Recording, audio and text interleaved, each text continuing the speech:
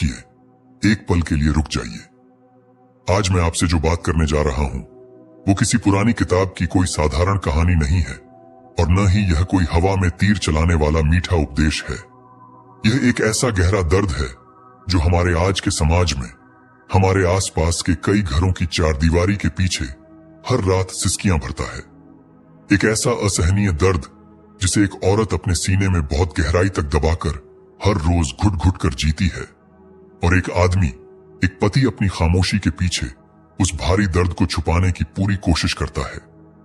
जरा एक शांत मन से सोचिए उस सूने आंगन के बारे में जहां कोई खिलौना नहीं बिखरा है, उस खाली झोले के बारे में जो कभी भरा नहीं, उन दीवारों के बारे में जो किसी बच्चे की किलकारियां सुनने के लिए सालों से तरस रही हैं। उन माता पिता के बारे में सोचिए जो अपनी जिंदगी की सारी कमाई, अपना सारा खून पसीना, अपनी जवानी अस्पतालों के चक्कर काटने में लगा देते हैं। वो हर मंदिर की सीढ़ियों पर जाकर माथा टेकते हैं, दरगाहों पर मन्नत के धागे बांधते हैं और डॉक्टरों की महंगी से महंगी और कड़वी दवाइयां खाते हैं।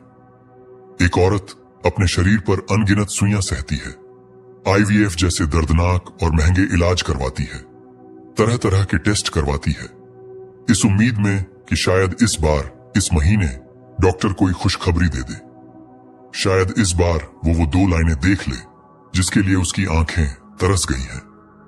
समाज की औरतों के ताने सुनती है, शादी ब्याह में जाने से कतराती है क्योंकि लोग उसे अजीब नजरों से देखते हैं, उससे चुभने वाले सवाल पूछते हैं। लेकिन जब डॉक्टर सारी मोटी मोटी रिपोर्ट देखकर, सारे टेस्ट करके कहता है कि सब कुछ बिल्कुल नॉर्मल है, आपके शरीर में कोई कमी नहीं है, आपके पति की रिपोर्ट भी ठीक है, लेकिन फिर भी पता नहीं संतान क्यों नहीं हो रही है, तो उस वक्त उन पति पत्नी के पैरों तले जमीन खिसक जाती है। उनका दिल बैठ जाता है, वो अंदर से पूरी तरह टूट जाते हैं। उन्हें समझ नहीं आता कि जब विज्ञान कह रहा है कि सब कुछ ठीक है तो फिर उनकी गोद सूनी क्यों है। भगवान उनके साथ ऐसा भद्दा खेल क्यों खेल रहा है। अगर आप भी ऐसे ही किसी भयंकर दर्द से गुजर रहे हैं, या आपके घर में, आपकी जान पहचान में कोई ऐसा है जो बच्चे के लिए, एक नन्ही सी जान के लिए रात के अंधेरे में खून के आंसू रो रहा है, तो आज के इस वीडियो को बिल्कुल भी बीच में मत छोड़िएगा, क्योंकि आज मैं गरुड़ पुराण और कर्म सिद्धांत के उन अत्यंत गुप्त, रहस्यमयी और खौफनाक पन्नों को खोलने जा रहा हूं जो आपको बताएंगे कि जब मेडिकल साइंस, जब बड़े बड़े डॉक्टर हार मान लेते हैं, जब विज्ञान के सारे दरवाजे बंद हो जाते हैं, तब असली सच्चाई क्या होती है। आज आपको पता चलेगा कि किसी घर में संतान का न होना कोई साधारण शारीरिक बीमारी नहीं है, बल्कि वो यमलोक की अदालत में चित्रगुप्त की उस खौफनाक डायरी में लगा हुआ कर्मों का एक बहुत ही भयंकर और अदृश्य ताला है। हम इंसान अपने छोटे से अज्ञान में सोचते हैं कि बच्चा पैदा होना सिर्फ एक बायोलॉजिकल प्रक्रिया है, पति और पत्नी के मिलन का एक शारीरिक नतीजा है। हमें लगता है कि अगर शरीर स्वस्थ है तो बच्चा तो पैदा होना ही चाहिए, लेकिन गरुड़ पुराण और हमारे प्राचीन शास्त्र इस विज्ञान से बहुत आगे की बात करते हैं। गरुड़ पुराण चीख चीख कर कहता है कि कोई भी आत्मा अपनी मर्जी से किसी मां के गर्भ में, किसी कोख में नहीं जा सकती। गर्भ धारण करना सिर्फ 2 शरीरों का खेल नहीं है, बल्कि यह इस पूरे ब्रह्मांड की सबसे बड़ी, सबसे पवित्र और सबसे जटिल आध्यात्मिक प्रक्रिया है। जब कोई पति पत्नी संतान के लिए प्रयास करते हैं तो उस पल यमलोक में चित्रगुप्त उनका बही खाता खोलते हैं। वो देखते हैं कि क्या इन दोनों के कर्मों के खाते में कोई आरणानुबंध है। क्या ब्रह्मांड में कोई ऐसी आत्मा है जिसका इनके साथ कोई बहुत पुराना लेन देन बाकी है। क्या कोई ऐसी आत्मा है जिसे इनके घर जन्म लेकर अपना सुख या अपना दुख भोगना है। अगर उनके पुण्यों का खाता साफ होता है, अगर उनके कर्म अच्छे होते हैं, तो एक पवित्र आत्मा को तुरंत उस मां के गर्भ में भेज दिया जाता है। लेकिन जब चित्रगुप्त का वो बही खाता खुलता है और उसमें पिछले जन्मों का कोई बहुत बड़ा पाप, कोई बहुत भयानक श्राप या किसी तड़पती हुई आत्मा का कोई बहुत भारी कर्ज निकलता है, तो यमराज तुरंत उस मां के गर्भ पर एक ऐसा आध्यात्मिक ताला लगा देते हैं जिसे दुनिया का कोई भी बड़ा से बड़ा डॉक्टर कोई भी IVF तकनीक या कोई भी महंगी दवा नहीं खोल सकती। वो ताला लोहे का नहीं, कर्मों का होता है। आज आपको अपने दिल पर बहुत भारी पत्थर रखकर यह जानना होगा कि आखिर वो कौन से भयंकर श्राप हैं, वो कौन से पिछले जन्म के खौफनाक पाप हैं जो आज इस जन्म में आपकी गोद को सूना किए हुए हैं, आपको रुला रहे हैं। गरुड़ पुराण में ऐसे 3 सबसे भयानक श्रापों का बहुत ही विस्तार से वर्णन है जो इंसान के गर्भ को बंजर जमीन की तरह बना देते हैं। पहला और ब्रह्मांड का सबसे खौफनाक कारण, मातृ श्राप, यानी किसी तड़पती हुई मां की बद्दुआ। जरा अपनी आंखें बंद कीजिए और अपने पिछले किसी जन्म की कल्पना कीजिए। गरुड़ पुराण कहता है कि आत्मा तो वही रहती है, बस शरीर बदलते हैं, समय बदलता है। हो सकता है पिछले किसी जन्म में आप कोई बहुत ताकतवर इंसान रहे हों, बहुत अमीर रहे हों और अपने उस घमंड में आकर आपने किसी के साथ बहुत बड़ा अन्याय किया हो। क्या आपने कभी किसी छोटे से बछड़े को उसकी मां गाय से अलग किया था ताकि आप उस गाय का सारा दूध खुद पी सकें या उसे बेचकर पैसे कमा सकें? वो बेचारी गाय अपने बच्चे के लिए खूंटे से बंधी हुई रंभाती रही, तड़पती रही, उसकी आंखों से आंसू बहते रहे। वो अपने बच्चे को चाटने के लिए पागल होती रही, लेकिन आपके दिल में रत्ती भर भी दया नहीं आई। आपने उस बच्चे को भूखा मार दिया, या शायद आपने पिछले जन्म में अपनी ताकत के नशे में किसी बेकसूर इंसान का बच्चा उससे छीन लिया हो। किसी की मजबूरी का फायदा उठाकर किसी मां की गोद हमेशा के लिए उजाड़ दी हो। वो बेचारी बेबस मां अपने बच्चे के लिए पागलों की तरह सड़कों पर रोती रही। उसने अपना सिर दीवारों पर पटक पटक कर खून निकाल लिया, भगवान से न्याय मांगा। उसने रोते हुए आसमान की तरफ देखकर अपने फटे हुए सीने से ये भयंकर बद्दुआ दी कि जिस तरह आज मैं अपने बच्चे के लिए खून के आंसू रो रही हूं, जिस तरह आज तूने मेरा आंगन सूना किया है, एक दिन तू भी इसी तरह बच्चे की शक्ल देखने के लिए तड़पेगा। तेरी गोद कभी नहीं भरेगी। गरुड़ पुराण का सबसे कड़वा और डरावना सच सुन लीजिए। किसी तड़पती हुई मां के दिल से निकली हुई वो आह, वो भयंकर बद्दुआ हवा में गायब नहीं होती। वो आह सीधे ब्रह्मांड को चीरती हुई यमराज के दरबार में जाती है और आपके कर्मों के खाते में एक काले अक्षरों वाले अमिट श्राप के रूप में दर्ज हो जाती है।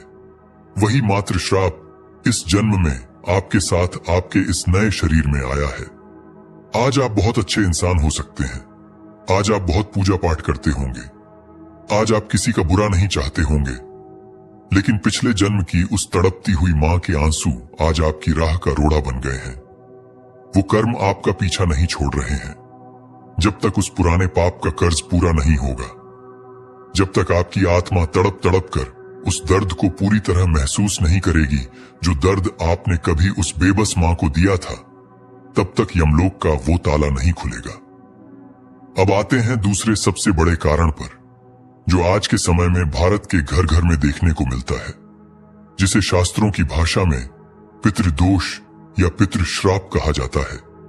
हम सब इंसान अपने घरों में भगवान की बहुत बड़ी बड़ी मूर्तियां लगाते हैं, सुबह शाम घंटियां बजाते हैं, खूब दिखावा करते हैं और दान पुण्य करते हैं, लेकिन हम उन लोगों को भूल जाते हैं जिनकी वजह से हमारा वजूद है, जिनके खून से हमारा शरीर बना है, यानी हमारे पितृ, हमारे पूर्वज।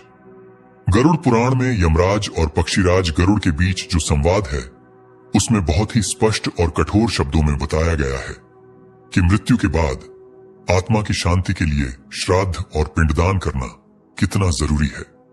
अगर किसी इंसान के पूर्वज, उसके माता पिता या उसके दादा दादी बहुत दुख में, बहुत तकलीफ में मरे हों, अगर बुढ़ापे में उस इंसान ने अपने माता पिता को घर से धक्के मारकर निकाल दिया हो, उन्हें एक एक रोटी के लिए तरसाया हो, उन्हें भूखा रखा हो, उन्हें गालियां दी हों और वो बेचारे अकेलेपन में घुट घुट कर मर गए हों, या फिर मरने के बाद उनके लालची परिवार वालों ने उनका सही तरीके से अंतिम संस्कार न किया हो, उनके नाम से कोई दान न किया हो, उनका पिंडदान न किया हो, तो वो आत्माएं यमलोक के रास्ते में प्रेत बनकर भटकती रहती हैं। वो भयंकर भूख और प्यास से तड़पती हैं। जब कोई आत्मा यमलोक में प्यासी तड़प रही होती है, तो वो आत्मा किसी और को नहीं, बल्कि अपने ही परिवार को, अपने ही वंश को, अपने ही खून को श्राप देती है। गरुड़ पुराण कहता है कि जब किसी पेड़ की जड़ें ही अंदर से जल रही हों, जब जड़ों में भयंकर जहर और सूखा फैल गया हो, तो उस पेड़ की डालियों पर कभी नए फल या नए फूल नहीं खिल सकते। पितृदोष एक ऐसा भयंकर पर्दा है, एक ऐसा काला साया है जो आपके घर की तरक्की और आपके घर में आने वाले नए वंश को पूरी तरह से रोक देता है। जब भी कोई नई और पवित्र आत्मा आपके घर में जन्म लेने के लिए आती है, तो वो नाराज और भूखे पितृ उस आत्मा का रास्ता रोककर दरवाजे पर खड़े हो जाते हैं। वो कहते हैं कि जब हमारे ही अपने बच्चों ने हमें मरने के बाद पानी की एक बूंद नहीं दी, हमारा उद्धार नहीं किया, हमारे बुढ़ापे में हमें रुलाया, तो इस घर में कोई नया बच्चा आकर क्या करेगा। इस स्वार्थी वंश को यहीं खत्म हो जाना चाहिए। और इसी भयंकर पितृदोष के कारण मेडिकल साइंस के सारे प्रयास फेल हो जाते हैं। डॉक्टर कहता है शरीर ठीक है लेकिन गर्भ नहीं ठहरता। औरत बार बार उम्मीद करती है लेकिन कुछ ही दिनों में वो उम्मीद टूट जाती है, क्योंकि वो रुकावट शरीर में नहीं, आपके आभा मंडल और आपके कर्मों के उस काले धागे में है। एक सेकंड के लिए रुकिए। मुझे पता है कि आप अंदर से बेचैन हो रहे हैं। आप सोच रहे होंगे कि मैंने तो अपने माता पिता की बहुत सेवा की थी, मैंने तो कभी किसी गाय को नहीं सताया, मैंने हमेशा सबका भला चाहा, फिर मेरे साथ ऐसा अन्याय क्यों हो रहा है। मेरी बात बहुत ध्यान से सुनिए, क्योंकि अब मैं गरुड़ पुराण का जो तीसरा सच बताने जा रहा हूं, वो आपके रोंगटे खड़े कर देगा और शायद आपको अपनी कोई ऐसी गलती याद दिला दे जिसे आप बहुत छोटी सी बात समझकर भूल चुके हैं। तीसरा और सबसे डरावना कारण है जीव हत्या या भ्रूण हत्या का भयंकर श्राप। आज के इस आधुनिक और मतलबी समाज में लोग अपनी सहूलियत के लिए बहुत बड़े बड़े पाप कर जाते हैं और उन्हें लगता है कि किसी ने नहीं देखा तो कोई पाप नहीं लगा। क्या आपने कभी अपने इस जीवन में या पिछले जीवन में किसी अजन्मे बच्चे की हत्या की थी? क्या आपने कभी अपनी किसी मजबूरी में आकर लड़का और लड़की के भेदभाव में आकर या सिर्फ अपने शौक के लिए अपनी ही कोख में पल रहे किसी मासूम से जीव को डॉक्टरों के औजारों से कटवाकर फेंकवा दिया था? गरुड़ पुराण में बहुत ही दर्दनाक शब्दों में लिखा है कि जब कोई आत्मा किसी मां के गर्भ में प्रवेश करती है तो वो बहुत ही कोमल, बहुत ही बेबस और ईश्वर का रूप होती है। जब उस बेकसूर और छोटे से जीव को बिना किसी गलती के उसी की मां के पेट में टुकड़े टुकड़े करके मार दिया जाता है, तो वो तड़पती हुई आत्मा सीधा भगवान के पास जाती है और रोते हुए न्याय मांगती है। वो पूछती है कि हे ईश्वर, मुझे उस शरीर में क्यों भेजा था जहां मुझे जन्म लेने का, दुनिया देखने का हक ही नहीं मिला? मुझे बिना किसी कसूर के मौत क्यों दी गई? उस अजन्मे बच्चे की वो चीख, वो तड़प ब्रह्मांड का सबसे बड़ा श्राप बन जाती है। जिस माँ बाप ने अपनी ही सहूलियत के लिए एक बार किसी आत्मा का रास्ता बंद कर दिया था, प्रकृति अगले जन्म में या उसी जन्म में उनके लिए संतान का रास्ता हमेशा हमेशा के लिए बंद कर देती है। भगवान कहते हैं कि जिसने जीवन का सम्मान नहीं किया, जो एक रक्षक होकर खुद भक्षक बन गया, उसे दोबारा किसी आत्मा को जन्म देने का, सृजन करने का कोई अधिकार नहीं है। और बात सिर्फ इंसानों की नहीं है। अगर आपने पिछले जन्म में किसी सांप के बिल को नष्ट किया हो, किसी बेजुबान जानवर के पूरे वंश को खत्म कर दिया हो, या किसी चिड़िया के घोंसले को आग लगा दी हो जिसमें उसके छोटे छोटे बच्चे थे जो उड़ नहीं सकते थे, तो इसे शास्त्रों में सर्प श्राप या जीव हत्या कहा जाता है। उन बेजुबान जीवों की मौत के वक्त निकली बद्दुआ सीधे आपके वंश पर प्रहार करती है। वो आपके कर्मों के खाते में ऐसा जहर घोल देती है कि आपकी लाख कोशिशों और मन्नतों के बाद भी आपकी गोद सूनी ही रहती है। तो अब सवाल यह उठता है कि क्या इसका मतलब यह है कि जिनके पास संतान नहीं है वो हमेशा के लिए पापी हैं? क्या उनके इस दर्द का कोई अंत नहीं है? क्या वो पूरी जिंदगी समाज के ताने सुनते रहेंगे, रिश्तेदारों की चुभती हुई बातें सहते रहेंगे और अकेले ही इस दुनिया से चले जाएंगे? नहीं, बिल्कुल नहीं। गरुड़ पुराण और हमारे सनातन धर्म की सबसे बड़ी खूबसूरती और महानता यही है कि वो आपको सिर्फ डराता नहीं है, बल्कि वो आपको आपके कर्मों का आईना दिखाकर उस समस्या से बाहर निकलने का एक बहुत ही पवित्र, बहुत ही सटीक और अचूक रास्ता भी बताता है। जहां विज्ञान के सारे दरवाजे बंद हो जाते हैं, जहां डॉक्टरों की सारी दवाइयां असर करना बंद कर देती हैं, जहां उम्मीदें टूट जाती हैं, वहां से अध्यात्म का, कर्मों का और सच्चे प्रायश्चित का रास्ता शुरू होता है। अगर आप अस्पताल जा जाकर पूरी तरह से थक चुके हैं, अगर आपने लाखों रुपए खर्च कर दिए हैं, अपना शरीर सुइयों से छलनी करवा लिया है और फिर भी आपकी बाहों में कोई बच्चा नहीं है, तो आज मेरी इस बात को अपने दिल में बहुत गहराई से उतार लीजिए। आपको सिर्फ अपने हाड़ मांस के शरीर का इलाज नहीं करना है, आपको अपने कर्मों का इलाज करना है। आपको उस अदृश्य ताले की चाबी ढूंढनी है जो यमलोक में चित्रगुप्त ने आपके नाम के आगे लगाया है, और उस भारी ताले की चाबी सिर्फ 2 शब्दों में छुपी है: सच्चा प्रायश्चित और निस्वार्थ कर्म। अगर आपको लगता है कि आपके ऊपर मात्र श्राप है या किसी पिछले जन्म का कर्ज है, तो आज से ही अपने अंदर का सारा अहंकार, सारा गुस्सा निकाल दीजिए। रोना बंद कीजिए, किस्मत को कोसना बंद कीजिए और कर्म करना शुरू कीजिए। सबसे पहला काम जो आपको पूरे दिल से करना है, वो है किसी गाय की निस्वार्थ सेवा करना। गौमाता को हमारे शास्त्रों में ब्रह्मांड की सबसे पवित्र मां माना गया है, जिसके अंदर 33 कोटि देवी देवताओं का वास है। आप किसी गौशाला में जाइए, वहां जो गाय बीमार है, जो गाय बूढ़ी हो चुकी है, जो दूध नहीं देती और जिसकी कोई परवाह नहीं करता, उसकी सेवा अपने हाथों से कीजिए। उसे चारा खिलाइए, गुड़ खिलाइए, उसके शरीर पर बहुत प्यार से हाथ फेरिए। जब एक बेजुबान, लाचार और बूढ़ी गाय की आंखों से पेट भरने के बाद संतुष्टि के आंसू गिरते हैं, तो वो आंसू आपके कई जन्मों के मात्र श्राप को उसी पल धोकर बिल्कुल साफ कर देते हैं।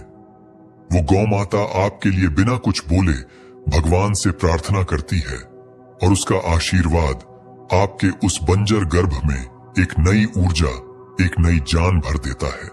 दूसरा सबसे बड़ा उपाय जो आपके भयंकर पितृदोष को खत्म कर सकता है, अगर आपने अपने पूर्वजों का सम्मान नहीं किया है या पिछले जन्म का कोई दोष है, तो हर अमावस के दिन उनके नाम से भूखों को भोजन कराइए, गरीबों को दान दीजिए, किसी गरीब और अनाथ बच्चे के चेहरे पर मुस्कान लाइए, उसकी पढ़ाई का खर्चा उठाइए।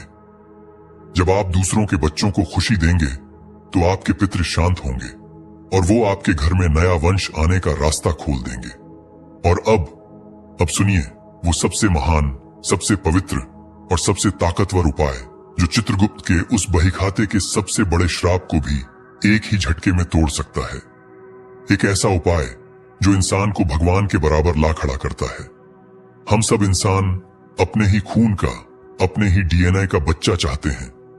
हमें लगता है कि जो बच्चा मेरे शरीर से पैदा होगा, मेरी कोख से निकलेगा, सिर्फ वही मेरा असली वारिस होगा, वही मेरा नाम रोशन करेगा। यह हमारा सबसे बड़ा अहंकार है, यह हमारा सबसे बड़ा अज्ञान है। गरुड़ पुराण बहुत गहराई से समझाता है कि आत्माओं का कोई खून नहीं होता, आत्माओं की कोई जाति नहीं होती, आत्माओं का कोई डीएनए नहीं होता। अगर यमलोक के कर्मों ने आपके शरीर से बच्चे का जन्म रोक दिया है, अगर आपका गर्भ किसी पुराने श्राप की वजह से बंजर है, तो ब्रह्मांड में हजारों ऐसे बच्चे हैं जो बिना मां बाप के अनाथालयों में, सड़कों पर, मंदिरों की सीढ़ियों पर रो रहे हैं, जिन्हें कोई प्यार करने वाला नहीं है, जिन्हें सीने से लगाने वाला कोई नहीं है। भगवान ने शायद आपकी गोद को इसीलिए सूना रखा है ताकि आप उस अनाथ और बेसहारा बच्चे की मां बन सकें, जिसे भगवान ने इस दुनिया में अकेला भेज दिया था। भगवान शायद आपको एक साधारण बायोलॉजिकल मां नहीं, बल्कि एक कर्मों की मां, एक यशोदा मां बनाना चाहता है। जिस दिन आप अपने इस झूठे अहंकार को छोड़कर, इस समाज के तानों की परवाह किए बिना, इस खून के रिश्ते से ऊपर उठकर किसी ऐसे अनाथ बच्चे को अपने सीने से लगा लेंगी जिसका इस दुनिया में कोई नहीं है, जिस दिन आप उस रोते हुए बच्चे की आंखों के आंसू पोंछकर उसे अपना नाम दे देंगी, उसी पल, उसी सेकंड आपके पिछले हजारों जन्मों के सारे श्राप, सारे पाप और सारे पितृदोष झलकर हमेशा के लिए भस्म हो जाएंगे। चित्रगुप्त की डायरी में आपके पुण्यों का एक ऐसा सुनहरा पन्ना लिखा जाएगा जिसे देखकर यमराज भी अपने सिंहासन से खड़े होकर आपके सामने नतमस्तक हो जाएंगे। क्योंकि सिर्फ शरीर से जन्म देने वाली मां से लाख गुना बड़ी और महान वो मां होती है जो किसी अनाथ को पालती है, उसे जीवन देती है। और आपने ये चमत्कार कई बार अपने आसपास अपनी जिंदगी में देखा होगा। कई पति पत्नी जो 10-10 सालों तक डॉक्टर के चक्कर काटते हैं, जिनके बच्चे नहीं होते, वो पूरी तरह हार कर जब किसी अनाथ बच्चे को गोद ले लेते हैं तो अचानक 1 या 2 साल बाद एक भयंकर चमत्कार होता है और उनके घर में उनके खुद के शरीर से भी एक बच्चे का जन्म हो जाता है। दुनिया इसे चमत्कार कहती है। डॉक्टर अपनी रिपोर्ट देखकर हैरान रह जाते हैं। लेकिन सच मानिए, ये कोई चमत्कार नहीं था। ये उस निस्वार्थ कर्म का सीधा फल था। जब उस परिवार ने उस बेसहारा अनाथ बच्चे को अपनाया तो उनके पुण्यों ने उनके कर्मों के उस भारी ताले को खोल दिया। यमलोक में लगा हुआ वो श्राप हमेशा के लिए खत्म हो गया और उनका बंजर गर्भ फिर से हरा भरा हो गया। मित्रों, आज हमने आत्म रहस्य के इस मंच से गरुड़ पुराण के उस सबसे गहरे, सबसे खौफनाक और सबसे दर्दनाक